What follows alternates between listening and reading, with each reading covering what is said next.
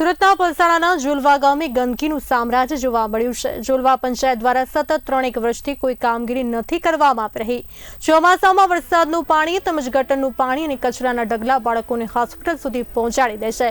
પલસાણા તાલુકાના ઝુલવા ગામે સ્થાનિકોમાં ભારે રોષ જોવા મળ્યો છે, ત્યારે લોકોને આ કચરાના ઢગલાની સમસ્યામાંથી મુક્તિ ક્યારે મળશે એ જોવું રહ્યું। પલસાણા તાલુકાનું ઝુલવા ગામ તમે જોઈ શકો છો। અહીંયા ગંદકીનું સામ્રાજ્ય ઊભું થયું છે। મારી પાછળ તમે જોઈ શકો છો, કેમેરામેનને વિનંતી કરીશ જે દ્રશ્યો બતાવવાની કોશિશ કરીશ કે જે કોઈ આ ગંદકીનું સામ્રાજ્ય છે એની વચ્ચે રહેવા માટે લોકો મજબૂર બન્યા છે। અને અહીંયા જે પણ લોકો છે એમની સાથે આપણે વાતચીત કરવાનો પ્રયત્ન કરીશું। જી, આપકા નામ? ये इसका क्या समस्या है? समस्या बहुत है। यहाँ पानी गंदगी, इतना गंदगी है कि आने जाने की भी समस्या, रहने की समस्या, बीमारी का डर।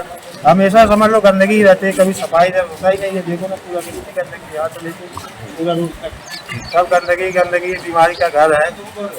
जी, यहाँ पे आपने पंचायत में कभी भी याचिका? नहीं, पंचायत में तो कभी गया नहीं। बाकी सेठ लोग गए थे, फिर सफाई थोड़ा हुआ था, लेकिन फिर वैसे ही वैसे हो गया। જી, જોઈ શકો છો તમે, અહીંયાના સ્થાનિકોનું પણ એવું કહેવું છે કે પંચાયતમાં ત્યાં રજૂઆત કરવા છતાં પણ આનો કોઈ ઉકેલ આવી રહ્યો નથી। ભાવેશ પટેલ સાથે બુલેટિન ઇન્ડિયા, ઝુલવા।